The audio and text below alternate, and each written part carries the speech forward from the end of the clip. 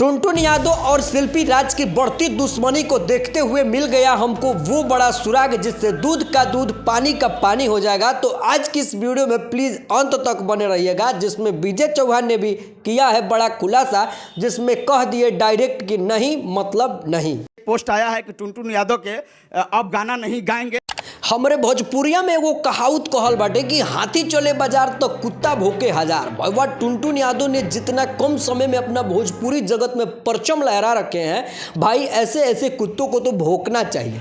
देखो होता कुछ ऐसा है कि टुनटुन यादव और शिल्पी राज के बीच जो विवाद हुआ है वो थोड़ा बहुत पेमेंट को लेके विवाद हुआ है और एक बात को लेके नोक झोंक हुआ है जो कि उसका खुलासा नहीं किया गया है। और शिल्पी राज इसी चीज़ को लेके डायरेक्ट मना कर दी कि मैं टुनटुन यादव के साथ अब काम नहीं करूंगी।